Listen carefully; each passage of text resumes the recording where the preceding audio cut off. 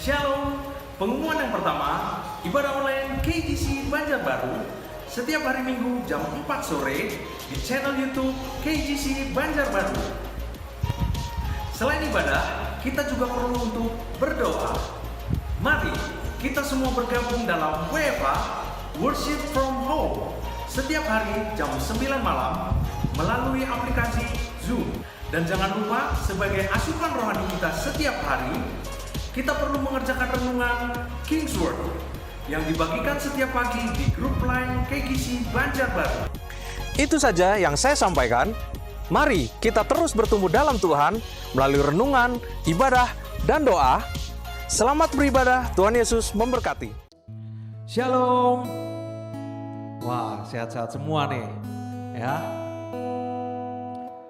Kita minggu ini PSBB loh. Udah tahu belum nih teman-teman?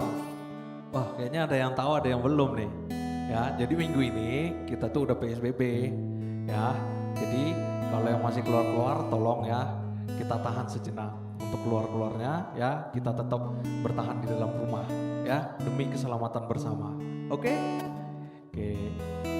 Ya, sebelum kita mulai ibadah, yuk kita mulai berdoa dulu, ya.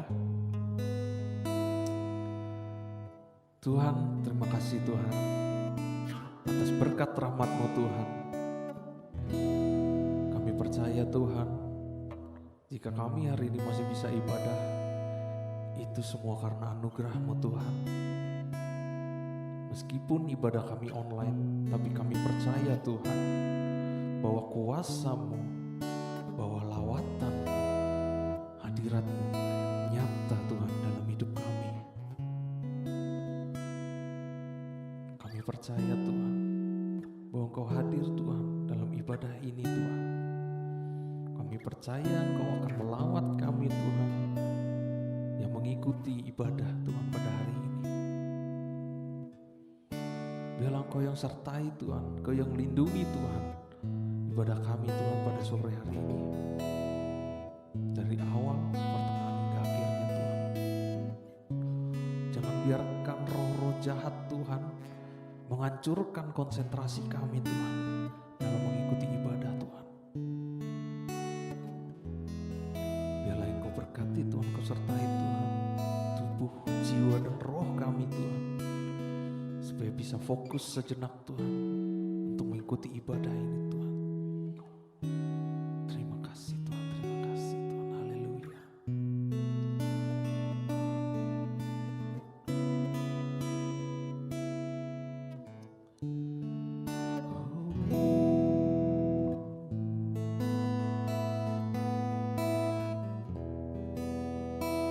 Engkau tahu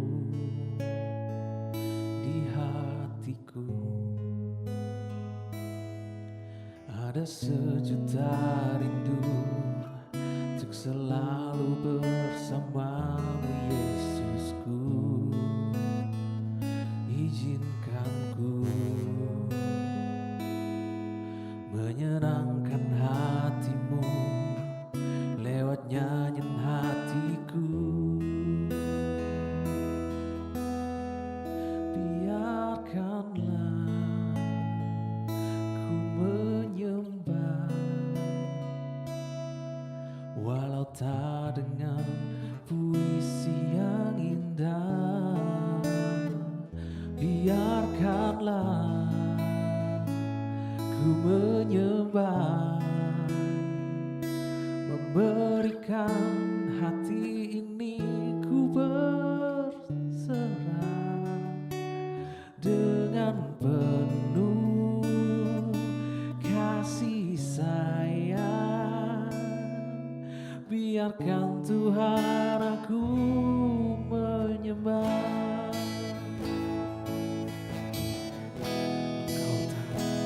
Engkau tahu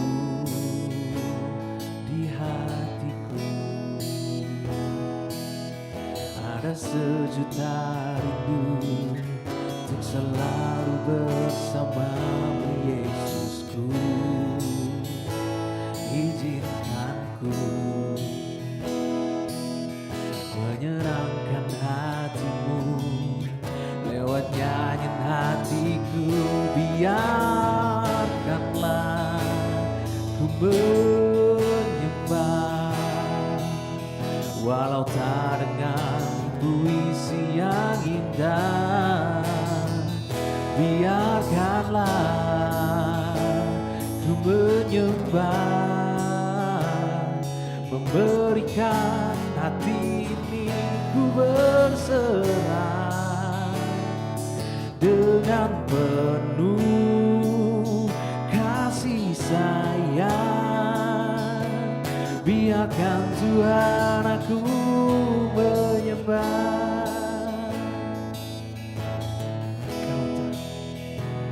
Engkau tahu di hatiku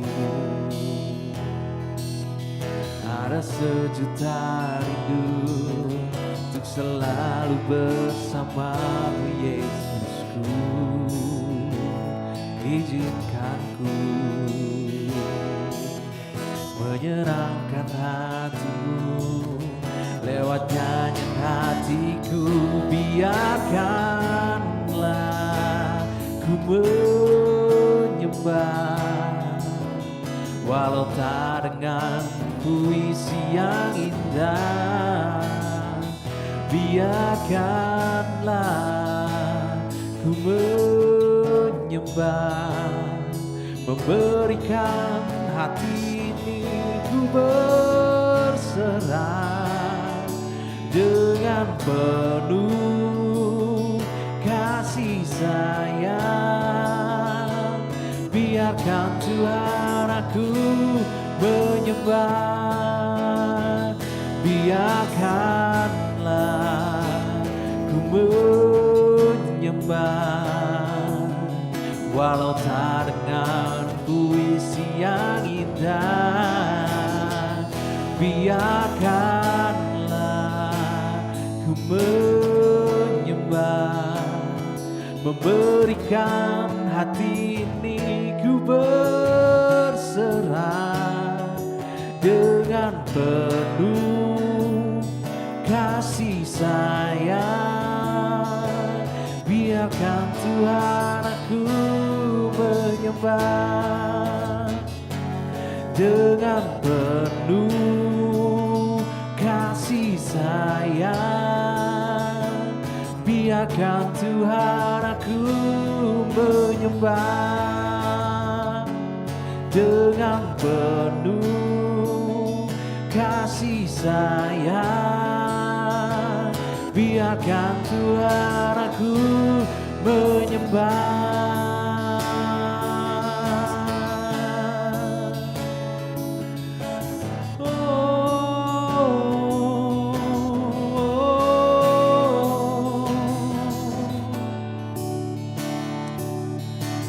Biarkan kami untuk menyembahmu, menyembahmu. Oh Yesus, oh Yesus.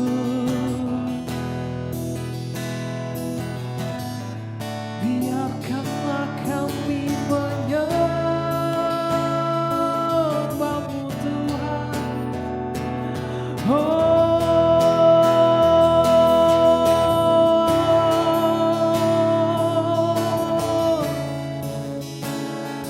Biarkan kami datang di hadirat-Mu Tuhan. Biarkan kami Tuhan.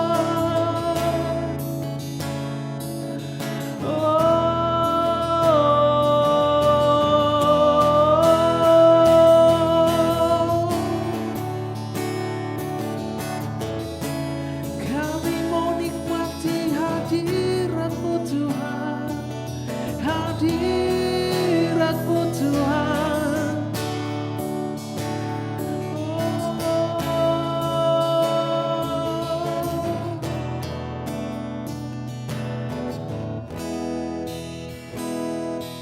Menyenangkanmu, senangkanmu, hanya itu kerinduanku. Menyenangkanmu,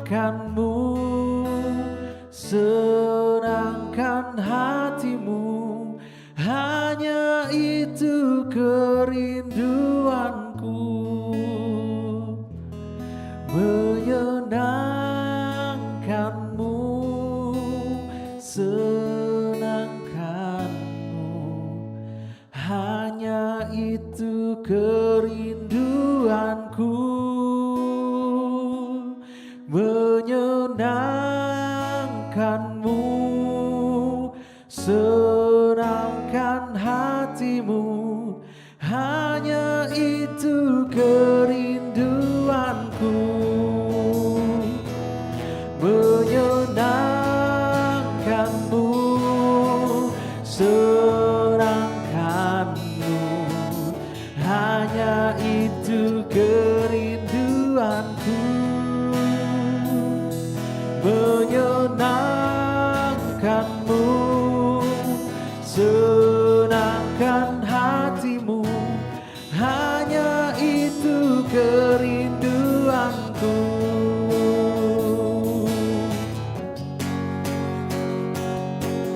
Menyenangkanmu, senangkanmu, hanya itu kerinduanku, menyenangkanmu, senangkan hatiku, hanya itu kerinduanku, hanya itu kerinduanku, hanya itu kerinduanku.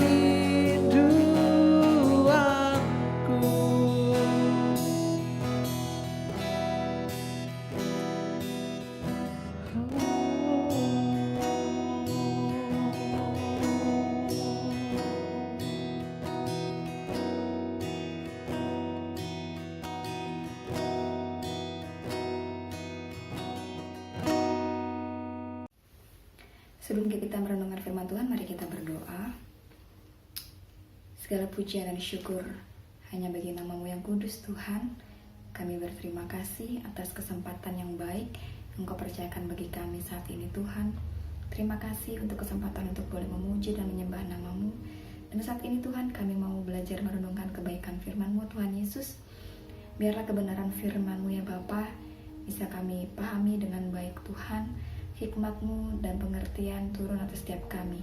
Terima kasih Bapa, di dalam nama Tuhan Yesus kami berdoa dan bersyukur, haleluya. Amin. Shalom semuanya. Udah minggu keberapa kita beribadah online? Sudah berapa bulan? Berapa lama kalian berada di rumah?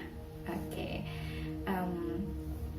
Hari ini saya ingin membagikan sedikit ya, renungan singkat aja tentang sesuatu yang masih ada hubungannya dengan apa yang saya bawakan di beberapa minggu yang lalu. Kalau beberapa minggu yang lalu saya membawakan sharing tentang kuasa doa dan kuasa ucapan syukur, dan hari ini saya akan membawakan tentang hope atau pengharapan. Oke teman-teman, di kondisi seperti ini kita nggak bisa kemana-mana, kita cuma bisa di rumah, work from home, stay at home gitu ya, ajaran pemerintah. Nggak bisa kuliah, nggak bisa kerja, nggak bisa sekolah, nggak bisa nge-mall, nggak bisa jalan-jalan gitu ya. Terus kalau beberapa minggu yang lalu saya sampaikan, teman-teman kita banyak yang melakukan aktivitas di rumah, banyak kreativitas, ide-ide kreatif yang mereka munculkan. Dan saat ini apa hubungannya dengan yang namanya pengharapan? Sebenarnya saya bingung apa yang harus saya sampaikan. Beberapa waktu yang lalu pada saat saya berdoa, saya ditaruhkan sesuatu di dalam hati saya, yaitu tentang pengharapan. Kemudian saya bertanya kepada Tuhan, dan ada apa dengan pengharapan ini ya Tuhan? Selama ini saya taruh pengharapan saya sepenuhnya kepada Engkau ya Tuhan.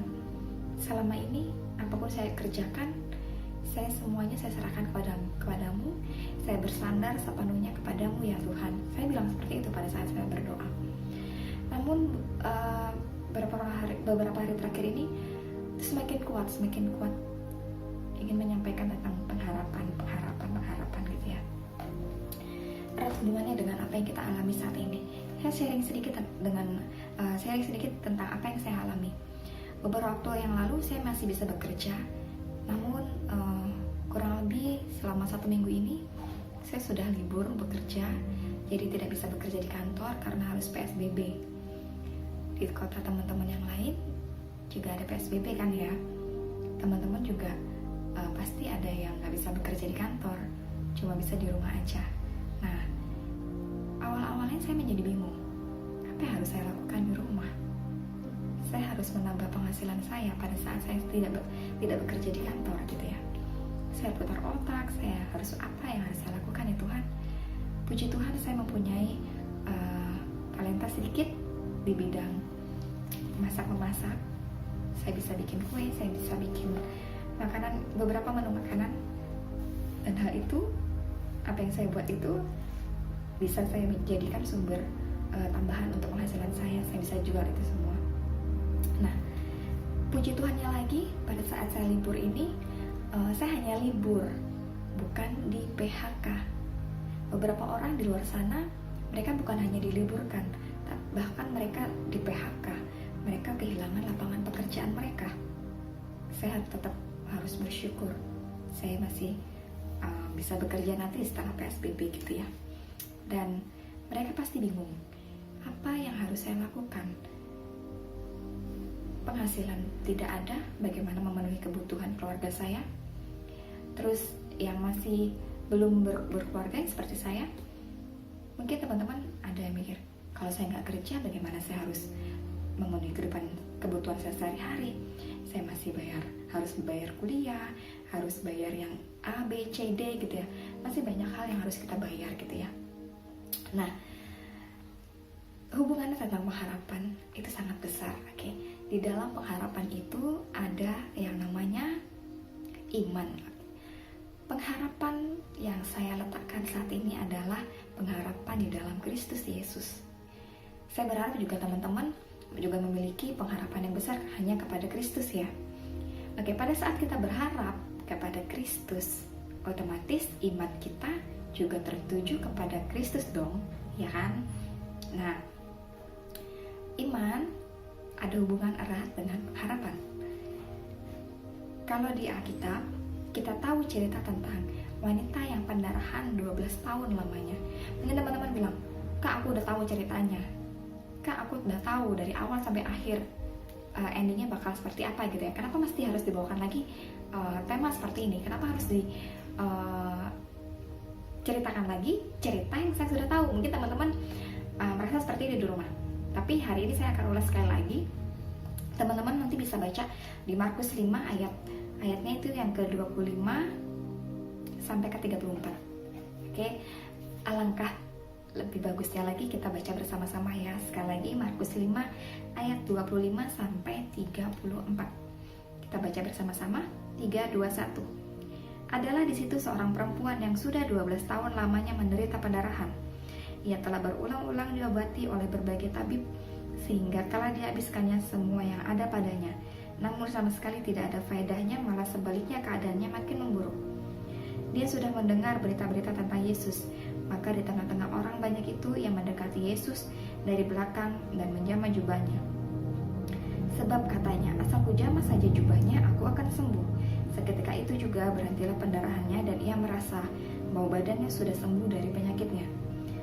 Pada ketika itu juga Yesus mengetahui bahwa ada tenaga yang keluar dari dirinya. Lalu ia berpaling di tengah orang banyak dan bertanya, siapa yang menjamah jubahku? Murid-muridnya menjawab, engkau melihat bagaimana orang-orang ini berdesak-desakan dekatmu, dan engkau bertanya, siapa yang menjamah aku? Lalu ia memandang sekelilingnya untuk melihat siapa yang telah melakukan hal itu.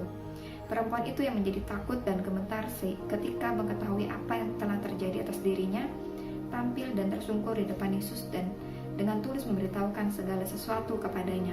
Maka katanya kepada perempuan itu, hai anakku, imanmu telah menyelamatkan engkau. Pergilah dengan selamat dan sembuhlah dari penyakitmu. Amin untuk firman Tuhan. Oke, wanita pendarahan 12 tahun.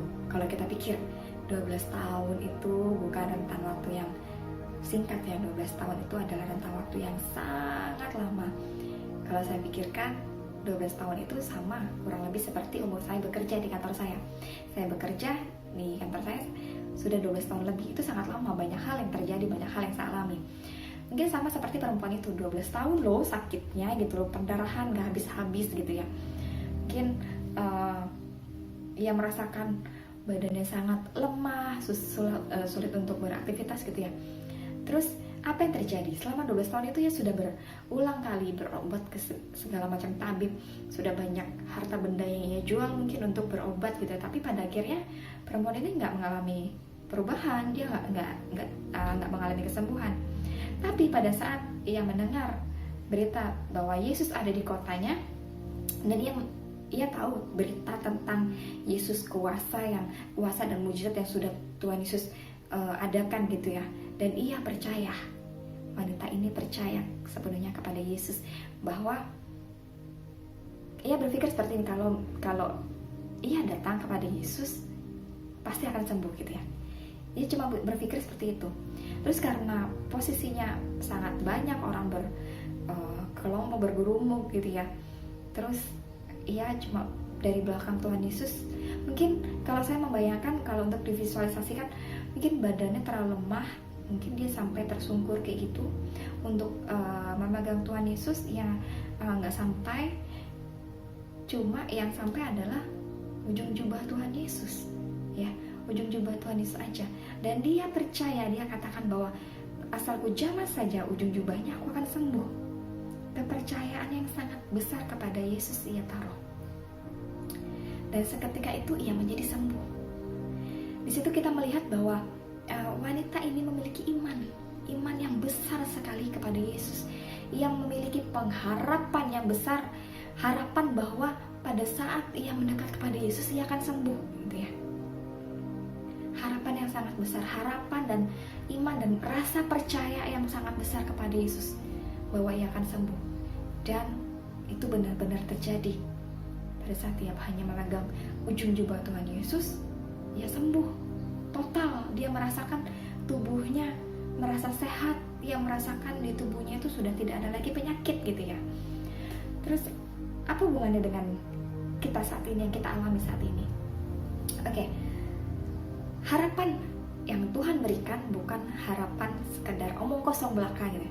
Apa yang sudah Tuhan berikan itu adalah benar-benar adanya, bukan hanya sekedar ucapan atau tulisan di dalam Alkitab saja, bukan hanya sekedar ucapan yang disampaikan oleh para pendeta, bukan hanya sekedar ungkapan belaka, tapi itu benar-benar ada. Harapan yang diberikan Tuhan Yesus ada benar-benar nyata gitu ya. Tinggal bagaimana kita merealisasikannya. Apakah kita mau benar-benar percaya, kita berharap pada Tuhan, ataukah kita berharap kepada manusia? Yang terjadi selama ini pada saat kita berharap, kita minta tolong kepada orang, kita memiliki pengharapan yang besar pada orang lain bisa mengecewakan kita. Tapi pada saat kita menaruh pengharapan kita di dalam Tuhan, Tuhan tidak pernah sekalipun mengecewakan kita ya. Tidak akan pernah. Seperti yang saya ucapkan di beberapa minggu yang lalu tentang kuasa doa. Pada saat kita berdoa, tidak sekonyong-konyong Tuhan langsung jawab doa kita. Tidak ada waktu yang Tuhan berikan. Sama seperti halnya dengan harapan. Harapan yang kita taruh pada Tuhan, harapan tentang sesuatu yang ingin terjadi dalam hidup kita, Tuhan akan memberikan itu semua sesuai dan tepat pada waktu Tuhan, bukan dengan waktu yang kita inginkan ya. Sekali lagi, bukan dengan waktu yang kita inginkan, tapi perwujudan dari harapan kita dari Tuhan itu akan diberikan Tuhan sesuai dengan waktu Tuhan. Waktu Tuhan pasti yang terbaik gitu ya, ada lagunya ya. Oke. Terus dengan kondisi kita saat ini, kita tidak bekerja, kita tidak dapat kuliah, kita tidak dapat sekolah. Apakah kita cuma sekedar santai-santai di rumah, tidur, bangun, makan, main game, main handphone, tidur lagi, rutinitas seperti itu? Ada mungkin teman-teman. Kalau saya cuma sehari 2 hari saya alami seperti itu, dan akhirnya saya merasa sia-sia rutinitas seperti itu, hanya sekedar rutinitas. Tapi saya munculkan lagi harapan saya di dalam Tuhan.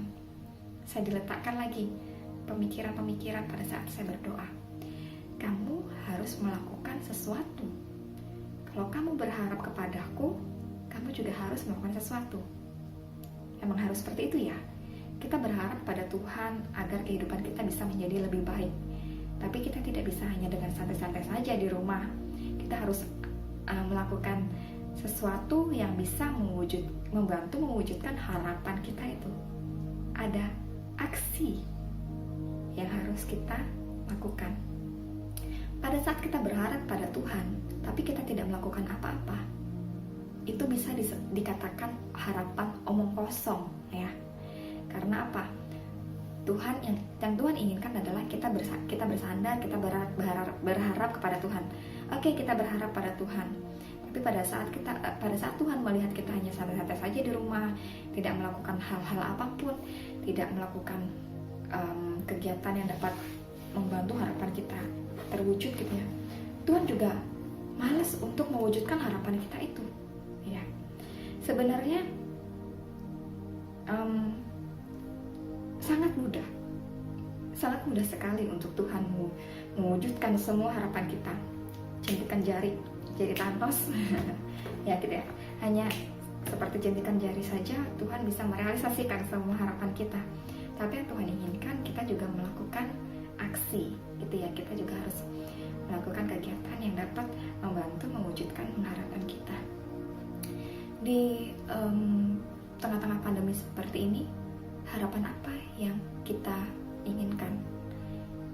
Otomatis harapan yang kita inginkan adalah kita bebas dari pandemi COVID-19. Kota kita, bangsa kita terbebas dari yang namanya corona gitu ya. Tapi apakah kita hanya sekedar berharap saja kepada Tuhan? No, ada aksi yang harus kita lakukan, yaitu ikutin anjuran pemerintah dengan stay at home. Seperti beberapa minggu yang lalu saya sampaikan, ikutin anjuran pemerintah dengan stay at home gitu ya. Dengan stay at home, pada saat kita di rumah saja, kita juga bisa melakukan aktivitas yang positif. Kita bisa melakukan banyak hal dengan kreativitas yang Tuhan percayakan kepada anak-anaknya. Setiap anak-anak Tuhan pasti memiliki kreativitas, amin. Oke. Nah, dari setiap aktivitas itu, dari setiap kreativitas yang kita kembangkan, di dalamnya kita memiliki pengharapan. Pengharapan apa? Yaitu pengharapan bahwa sukacita itu tetap terpelihara dalam hati kita. Harapan bahwa kita tidak merasa bosan. Dengan harapan semuanya akan berlalu gitu ya. Terus pada saat kita berdoa, kita mengucap syukur, kita berharap pada Tuhan. Tuhan, saya berharap pandemi ini akan segera berlalu. Saya yakin dan percaya pandemi ini pasti akan cepat berlalu. Oke, tapi sekali lagi sesuai dengan waktu Tuhan, bukan dengan waktu kita. Terus saya kasih contoh satu lagi. Saat ini apa yang saya lakukan di rumah? Saya jualan kan, saya jualan kue, saya jualan macam-macam makanan gitu ya setiap hari. Harapan apa yang saya ingin terjadi pada saat saya jualan? Harapan saya yaitu jualan saya bisa laku dan saya bisa mendapatkan penghasilan lebih, bisa mendapatkan penghasilan tambahan pada saat saya libur. Saya menggunakan waktu saya dengan kreativitas saya untuk memasak, bikin kue dan macam-macam gitu ya. Nah, di dalam hal yang kecil seperti itu, saya taruh pengharapan saya. Bagaimana dengan teman-teman? Mungkin teman-teman bisa share di live chat di bawah ya. Apa yang teman-teman lakukan saat ini? Terus harapan apa yang teman-teman sampaikan kepada Tuhan? Terus apa hubungannya harapan dengan aktivitas yang teman-teman lakukan? Saya yakin, saya percaya bahwa aktivitas yang teman-teman lakukan pasti bukan sekedar aktivitas biasa. Teman-teman juga pengen ada harapan gitu ya dari apa yang kalian lakukan. Salah satu contoh lagi, beberapa teman kita di KGC, mereka membuat suatu project gitu ya. Project mungkin cover lagu atau yang lain, dengan harapan apa?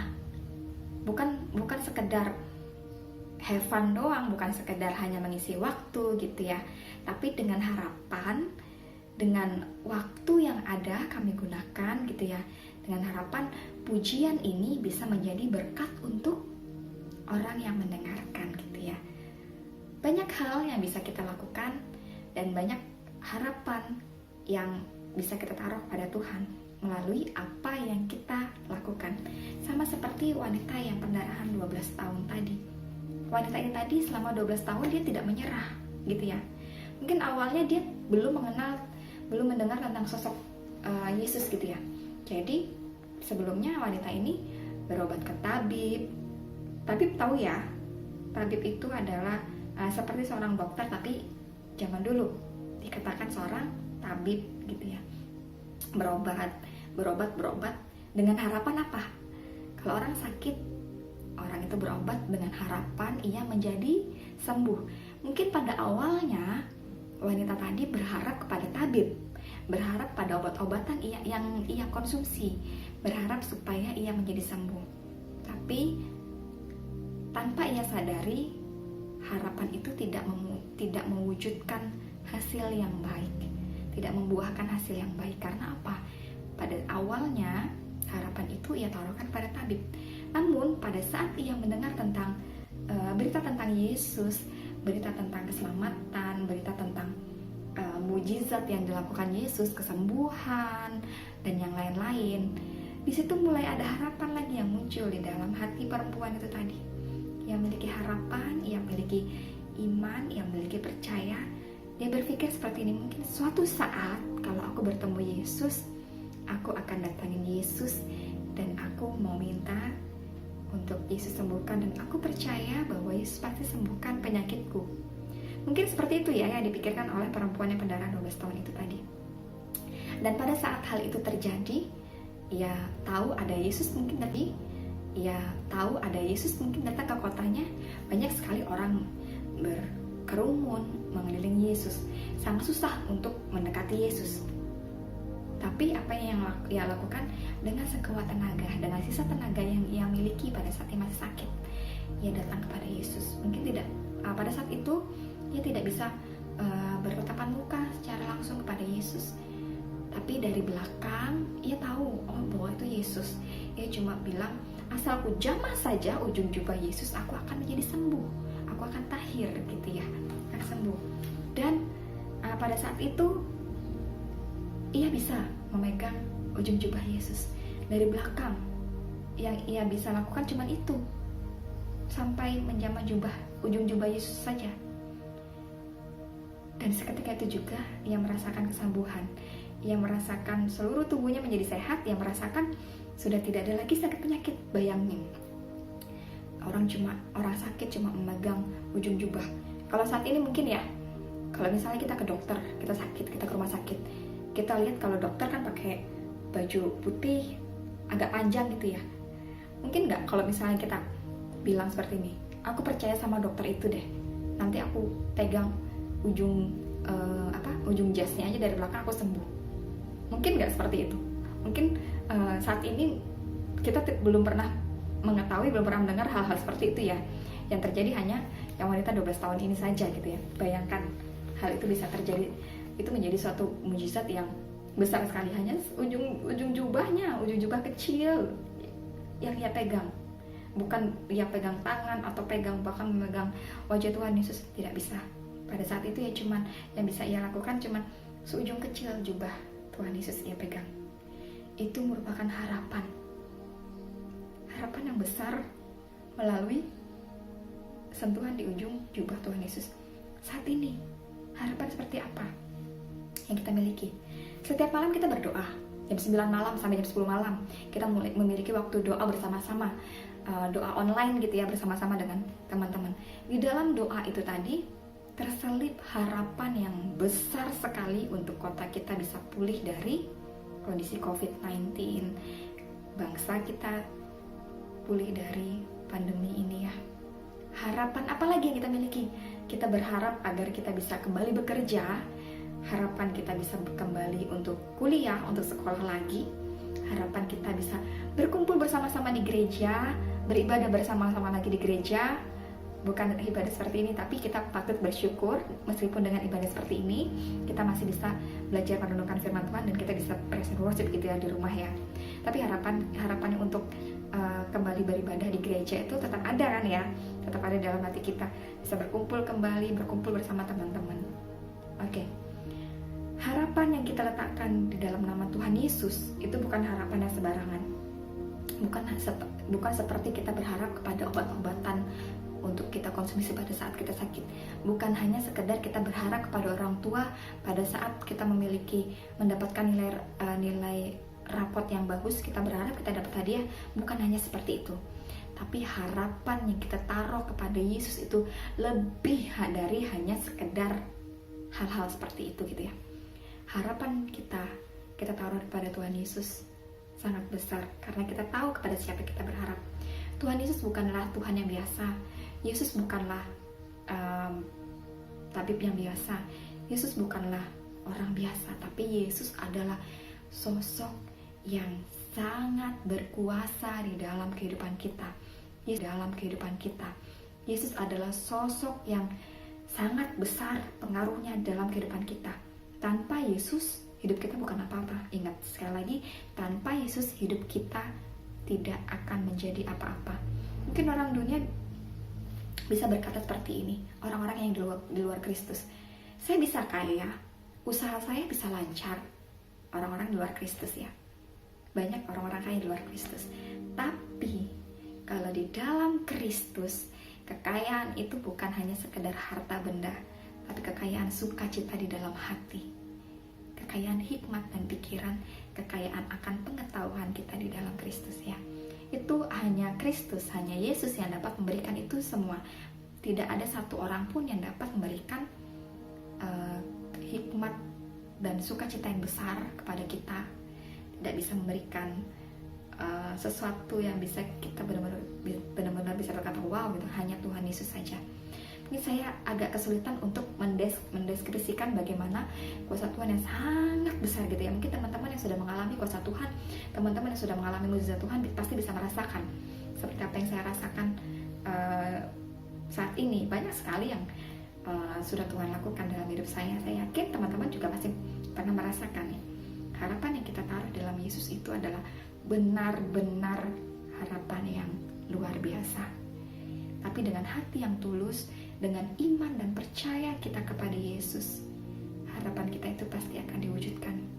Satu lagi tambahan, harapan plus aksi kita. Harapan plus aktivitas kita yang mendukung untuk perwujudan harapan itu tadi. Jadi teman-teman, saat ini kalau teman-temannya lagi bingung mau ngapain lagi di rumah, semakin lama kita di rumah mungkin teman-teman semakin bingung.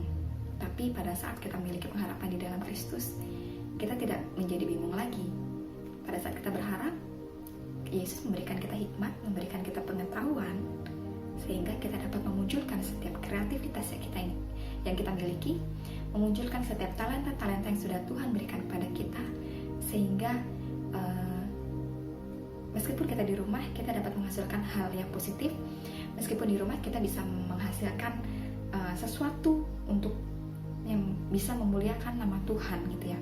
Bukan hanya sesuatu yang baik untuk kita, tapi sesuatu yang baik juga untuk sesama kita, sesuatu yang baik juga untuk keluarga kita gitu ya. Sekali lagi teman-teman, ayo kita sama-sama menaruh pengharapan kita yang besar kepada Kristus. Jangan pernah ragukan harapan kita di dalam Kristus. Jangan pernah ragukan kuasa Tuhan gitu ya. Kalau wanita 12 tahun itu tadi bisa disembuhkan hanya dengan memegang ujung jubahnya, apalagi kita yang sudah lama sekali mengenal Kristus, kita yang sudah tahu sekali bagaimana besarnya kuasa Kristus Yesus dalam kita. Ayo kita berharap pada Tuhan, kita pasti bisa. Sama seperti wanita tadi mendapatkan jawaban dari segala pengharapannya, kita juga pasti bisa. Harapan kita untuk kota kita, untuk bangsa kita lepas dari COVID-19, pasti itu. Harapan di dalam Tuhan adalah pasti. Tuhan menjanjikan segala sesuatu dengan terbaik. Tuhan memberikan kita segala sesuatu, bukan hal yang kecil. Memberikan kita segala sesuatu adalah hal yang terbaik gitu ya. Menjamin masa depan kita penuh dengan pengharapan. Kalau COVID-19 ini mungkin bagi kita adalah hal yang besar, tapi bagi Tuhan COVID-19 ini adalah hal yang kecil gitu ya. Tuhan bisa hilangkan dengan sekejap COVID-19, pandemi ini gitu ya. Kalau bagi kita itu sangat susah, tapi dalam Tuhan nothing is impossible. Harapan kita besar pada Tuhan. Tetap pupuk harapan kita di dalam Tuhan. Jangan pernah underestimate kepada Tuhan. Jangan pernah berpikir, mungkin gak ya Tuhan hilangkan COVID-19? Mungkin gak ya semua akan kembali normal? Tidak ada hal yang tidak mungkin dalam Tuhan. Sebentar lagi kita akan menerima jawaban dari Tuhan bahwa kota kita, bangsa kita akan terlewatkan dari kondisi COVID-19, sehingga kita bisa kembali beraktivitas seperti biasa, kita bisa berkumpul lagi. Harapan kita itu ya, kita berkumpul kembali. Ada yang rindu saya? Kalau saya sangat rindu sekali sama teman-teman. Oke, nggak panjang lebar tentang harapan, saya sharing sedikit saja. Saya berharap teman-teman bisa mengerti tentang apa yang saya sampaikan dan tetap berharap kepada Tuhan. Mari kita berdoa. Terima kasih Tuhan untuk sharing firman yang bisa kami pelajari pada hari ini. Tuhan Yesus, biarlah Bapa, kami bisa tetap menaruh pengharapan kami besar di dalam tangan-Mu, sehingga Tuhan Yesus, sukacita itu tetap terjaga di dalam hati kami, hidup kami tetap damai, hidup kami tetap merasa sukacita di dalam Engkau. Terima kasih Bapa, kami taruh pengharapan kami atas kota dan bangsa kami di tengah-tengah kondisi COVID-19 ini ya Bapa. Besar harapan kami, kota dan bangsa kami bisa terbebas dari kondisi corona ini ya Bapa. Terima kasih Tuhan Yesus, kami yakin dan percaya kuasa-Mu adalah kuasa yang terbesar. Engkau yang mampu melakukan segala hal yang di luar pemikiran kami Tuhan Yesus. Engkau memberkati setiap kami, Engkau memberkati keluarga kami, Engkau memberkati orang-orang yang sekeliling kami Tuhan Yesus. Engkau memberkati anak-anak KJC dimanapun kami berada Tuhan. Biarlah kami tetap satu hati di dalam Engkau. Terima kasih Bapak, terima kasih. Di dalam nama Tuhan Yesus kami berdoa dan mengucap syukur. Haleluya. Amin. Tuhan Yesus berkati.